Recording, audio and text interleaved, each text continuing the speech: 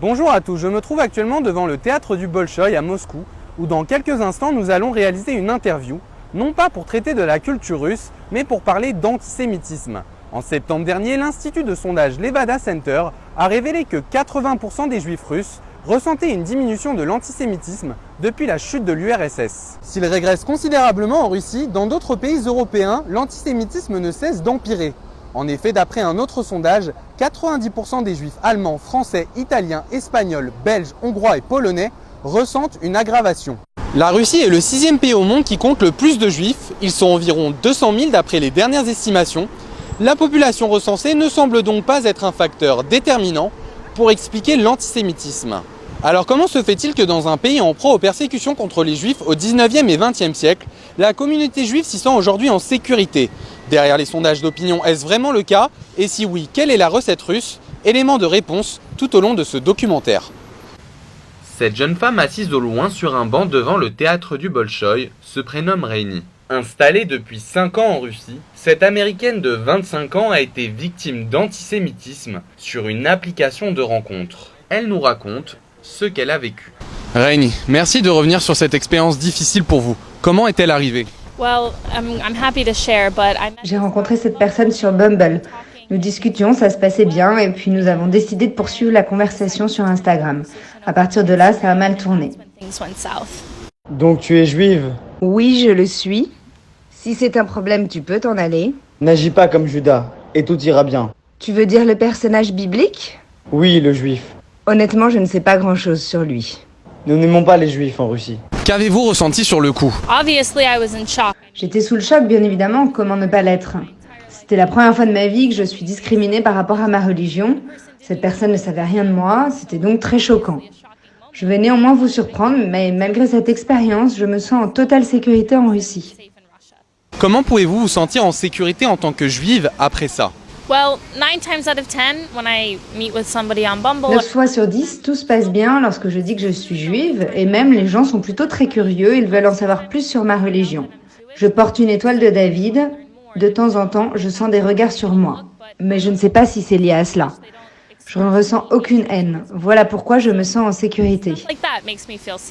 Vous dites vous sentir en sécurité à Moscou. Penseriez-vous l'être partout en Russie? Eh bien oui, je vais en Russie depuis 5 ans. Partout où je vais, je n'ai jamais eu le moindre problème. Pour moi, la Russie est bel et bien le pays le plus sûr dans lequel j'ai été pour les Juifs.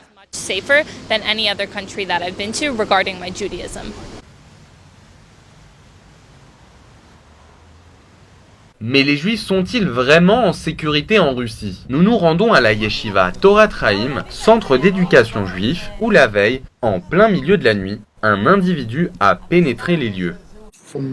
Il est arrivé par là. Il a brisé la fenêtre et il a mis le feu. L'individu a mis le feu à l'entrepôt où était stockée la nourriture. Voici ce qu'il en reste.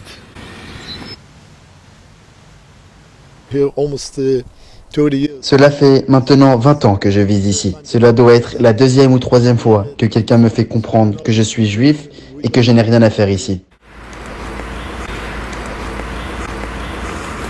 Réveillé par l'explosion, Moshe Lebel se trouvait dans l'immeuble en face avec les 150 autres résidents de la yeshiva. Le lendemain, la vie a pourtant repris son cours normal au sein du centre. À peu près comme si rien ne s'était passé, Moshe Lebel s'en explique. Vous savez, c'est juste une personne sur 1000 qui peut avoir de telles idées. Comparé aux autres pays européens où l'antisémitisme fait des ravages, nous sommes plutôt épargnés en Russie. Si Moshe Lebel dit se sentir en sécurité malgré l'attaque, c'est aussi parce que l'antisémitisme en Russie n'est plus ce qu'il était autrefois. Au 19e et 20e siècle, sous l'Empire russe, les Juifs ont connu les persécutions de masse, appelées pogroms. Puis sous l'Union soviétique, ils étaient raillés de toutes parts à travers des caricatures antisémites. Ils étaient citoyens russes, mais leur identité juive était tamponnée sur leur passeport. Ils ne pouvaient en aucun cas prétendre à un avenir politique. Les meilleures universités leur étaient également refusées. Sacha Klein et sa famille étaient des citoyens de seconde zone. Alors pour le protéger le plus longtemps possible, sa mère lui cacha sa véritable identité jusqu'à l'âge de 10 ans. Ma mère a voulu me faire changer d'école pour me mettre dans une école juive. Et là, je n'ai pas compris pour quelle raison je devais y aller, alors qu'il n'y a que des juifs là-bas. Et là, elle me dit, tu es juif. Et je lui ai répondu, quoi? Je suis juif? Ça veut dire quoi? Je n'ai pas envie d'être juif.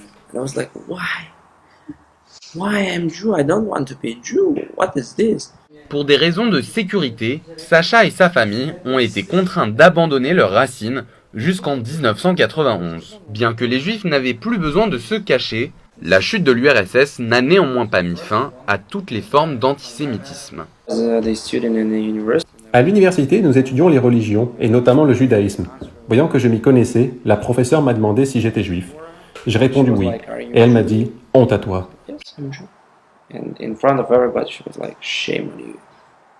Comment avez-vous réagi? Je me suis levé, j'ai jeté la feuille, et j'ai quitté l'école. Les temps ont changé pour les Juifs de Russie, mais Sacha, lui, semble encore être traumatisé par son enfance. We feel ourselves safe, but do we feel ourselves comfortable? I don't know. Sa femme, qui n'a jamais eu à faire face à l'antisémitisme, réagit différemment. Vous vous sentez en sécurité? Parce qu'elle ne l'ouvre pas. Je pense me sentir en sécurité, car je peux dire ouvertement que je suis juive, je peux aller à la synagogue sans avoir peur, je peux participer pleinement à la vie juive ici. Selon elle, l'arrivée de Vladimir Poutine au pouvoir a changé les choses. Avec Poutine, ça a commencé à être plus facile pour les Juifs d'évoquer leur religion. Il y a plusieurs écoles, des crèches juives qui appartiennent au gouvernement. C'est plus facile d'être juif en Russie aujourd'hui, même si l'antisémitisme existe toujours malheureusement.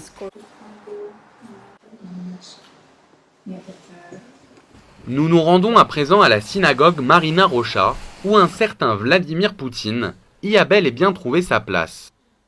À ses côtés, le grand rabbin de Russie, Berel Lazar, nous parle d'un effet Poutine dans le combat contre l'antisémitisme. Avant qu'il ne devienne Premier ministre, il y avait bon nombre d'attaques antisémites. La presse regorgeait d'antisémitisme.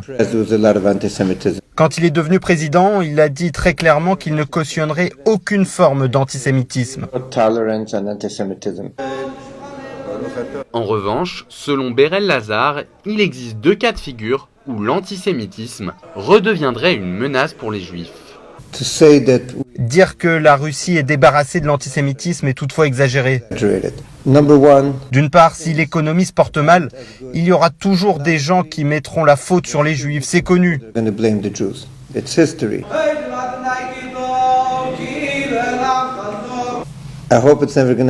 D'autre part, si les relations diplomatiques venaient à se détériorer entre la Russie et Israël, la communauté juive pourrait en payer le prix. Vous trouverez des gens qui vous diront « Israël est contre la Russie, donc nous sommes contre les Juifs ». Et c'est bien ce qu'il s'est produit en septembre dernier, lorsque l'armée israélienne aurait abattu un avion russe en Syrie. Mais sous l'influence de Poutine, la vague antisémite s'est estompée en quelques jours, d'après les organisations juives du pays. Je pense que la Russie est bel et bien un pays sûr pour nous, les Juifs. On peut se balader en toute sérénité dans la rue avec la kippa. Chacun doit savoir qu'il peut annoncer ouvertement sa judaïté au travail ou à l'école. Dire qu'on est juif n'est vraiment plus un problème en Russie. En réalité, l'antisémitisme connaît un double visage en Russie. Si seulement 1% des Juifs dit avoir déjà subi une attaque antisémite, 73% ont été victimes d'insultes racistes. Preuve qu'également en Russie, l'antisémitisme n'appartient pas totalement à l'histoire ancienne.